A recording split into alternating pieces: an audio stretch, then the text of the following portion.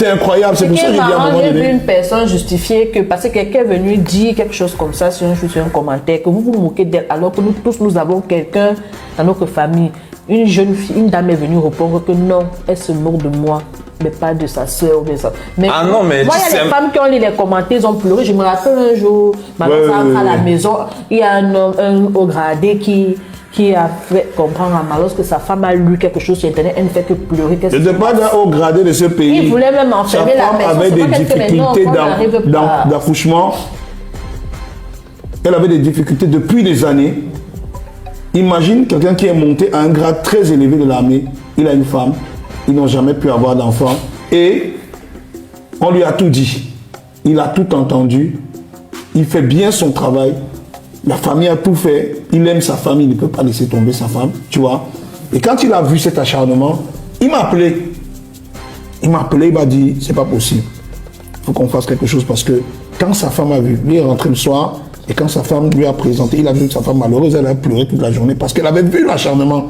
Et elle se voyait dans la position de ma femme et elle pensait à tout l'acharnement qu'il y a contre elle. Et elle s'est dit, à un moment donné, ça ne vaut pas la peine de vivre parce que si la société entière donne déjà raison à ces gens qui s'acharnent sur elle, ça veut dire qu'elle n'a pas de place dans ce monde, elle doit mourir. Comme des femmes, il y a des gens qui ont dit à ma femme d'aller mourir. Non, carrément sur les réseaux sociaux, tu vois. D'aller mourir. Hein?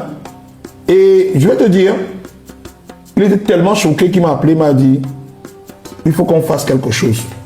Moi, je suis prêt à tout pour ces gens qui sont sur les réseaux. Moi, je lui ai dit, grand frère, tu vois cette situation, moi, je crois que Dieu ne donne pas les fardeaux aux gens par hasard. Oui. Hein? Oui. Ce fardeau que tu as, c'est parce que tu peux le porter. C'est ça. C'est parce que Dieu t'a donné les épaules pour porter ce fardeau-là. Et je pense que c'est mon cas. Moi, je suis avec ma femme. Je suis conscient que ça va arriver. Et si ça n'arrive pas, c'est que ça ne devait pas arriver. Tu comprends ce que je veux dire? Je comprends tout à fait. Oui, parce qu'en réalité, moi, c'est clair que c'était plus une fois en soi, parce qu'en fait, il y a des gens qui ont accouché des enfants ici qui sont des assassins. C'est l'enfant d'une femme qui a assassiné la petite fille là dernièrement et violée. Mais oui. C'est un enfant qui a été porté, aimé. On a fêté son venue, qui a assassiné cette gamine. C'est l'enfant d'une femme qui se moquait du fait qu'on a assassiné une femme. C'est l'enfant d'une femme qui a tué la pauvre femme. Qui a tué sa propre femme. Même. Tu comprends ce que je veux dire ou pas? Donc, on peut te dire que ça ne garantit rien. J'estime que sur Terre, chacun a un rôle à jouer. Oui. Et j'explique aux grands frères que tout le monde a un rôle à jouer. Moi, je te connais, tu joues ton rôle. Et quand ça va arriver, aujourd'hui, Dieu merci, ce grand frère, sa femme m'a accouché d'une fille. Oh. Et tu sais, c'est quoi le plus drôle? Sa femme m'a accouché avant ma femme. Donc, comme vous dire qu'aujourd'hui, c'est un épisode, c'est bien d'en parler. C'est un épisode, parce que les gens se sont demandé comment est-ce que les gens s'y ont vécu ça. Comment tu te sens, comment tu te comportes quand ton mari est dans les clashs ou bien et que parfois tu prends peut-être une balle perdue? Bon, moi je m'y attends. Ah, tu t'y attends déjà? Ouais, parce que je sais que chaque fois qu'on va vouloir attaquer Malos, quand on va regarder son parcours, il y a des points sur lesquels on ne peut plus.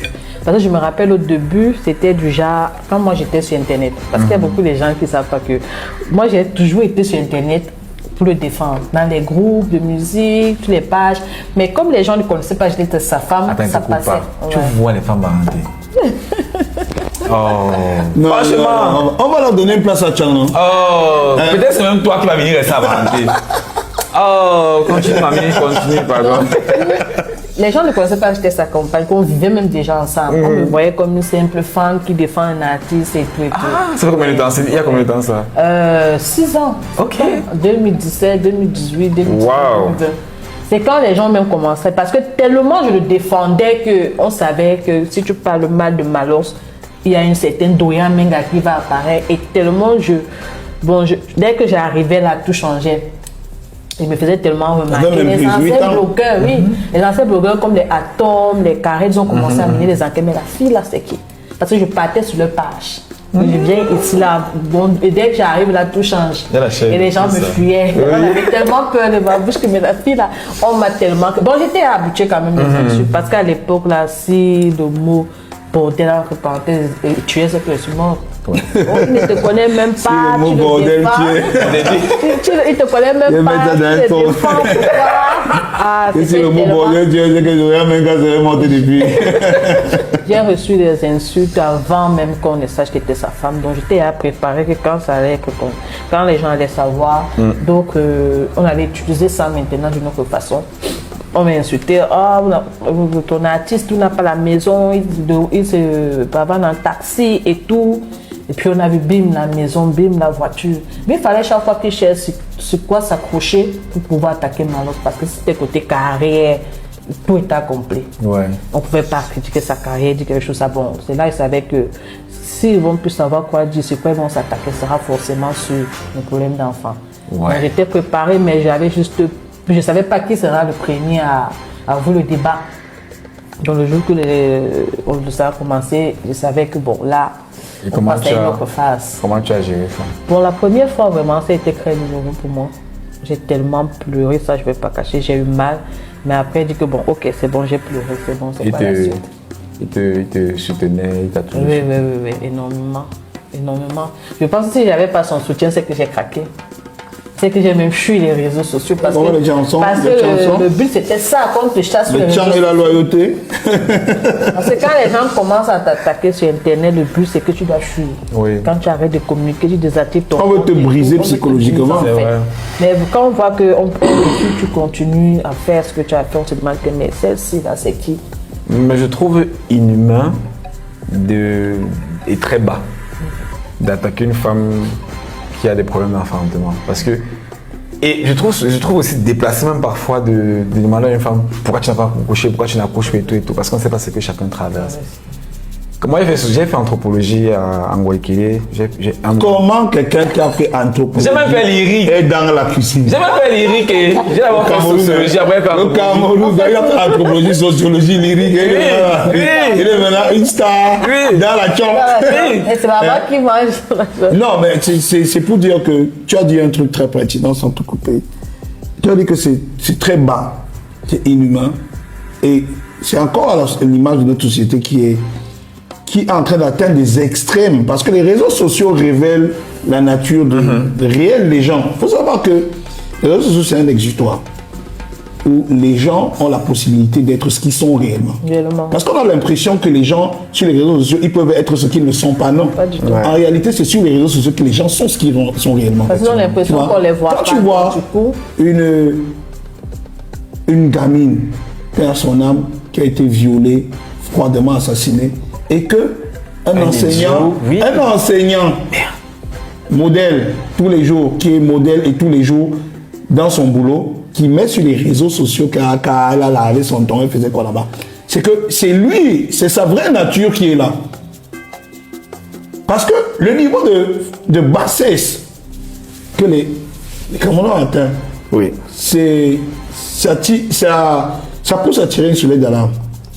Mais en même temps aussi, il faut qu'on profite de l'occasion de tous ces débats-là pour que, sur la société, pour que le système se remette en question et pose un regard froid sur ce que la société est en train de devenir.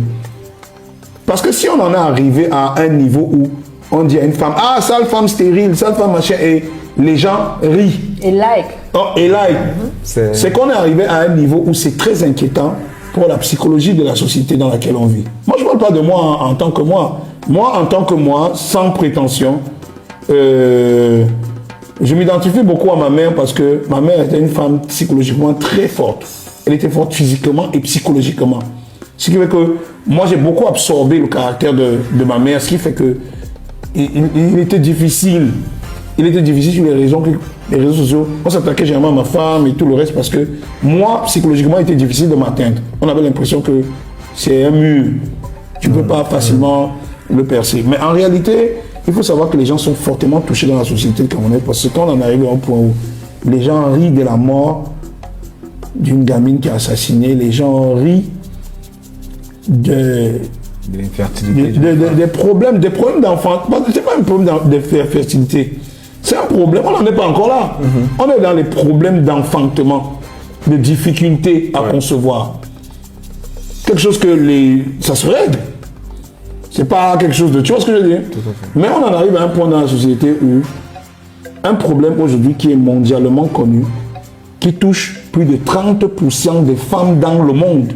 Ça veut dire que une famille sur 5 est touchée en Afrique et au Cameroun et que des gens en rient alors qu'ils ont le même problème dans leur famille. C'est que tu te rends compte que la société est en train de se transformer en camerounaise, en train de quelque chose de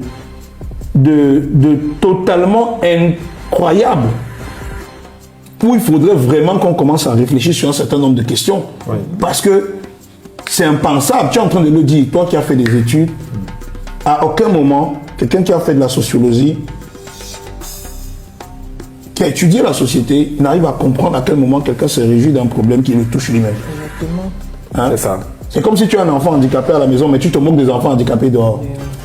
Parce que moi-même, après, quand j'en ai annoncé mon accouchement, le nombre de messages des femmes que j'ai reçus, j'avais l'impression que j'étais la seule femme qui avait des difficultés. Elle devenait un symbole sans le savoir, en fait. Mais le nombre de femmes, il y a tellement de femmes qui ont ce même problème. Mais au Cameroun, je peux même aller loin. Toutes les familles sont touchées par ce problème. Toutes les familles, c'est vrai. On a tous une cousine, une soeur, une tante qui a ces difficultés-là. Mais comment tu peux rire de ça? Moi, je pense que moi, je n'ai jamais été destiné, personnellement, à être ce que je suis aujourd'hui. Je viens d'un quartier, je suis ici d'un quartier où ça a été toujours difficile. Pas seulement pour moi, pas pour ma famille, mais pour les gens. En général, de ces quartiers-là. Et pour s'élever, sortir la tête de l'eau dans la société, c'était toujours un combat énorme, un combat incroyable parce que on vivait dans des quartiers où on était déjà catalogué et on était destiné d'une manière ou d'une autre à ne rien être. Les statistiques étaient contre nous.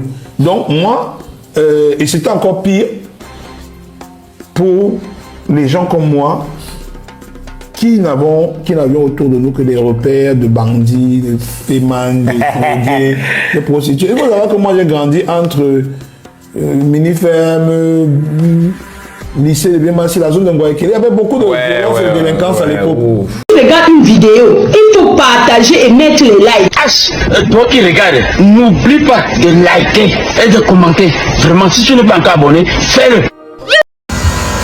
Mais chaque matin quand on se lève, il y a toujours un nouveau dossier. En tout cas, je vois aussi comme vous, sans commentaire. À GS, moi j'ai le camp.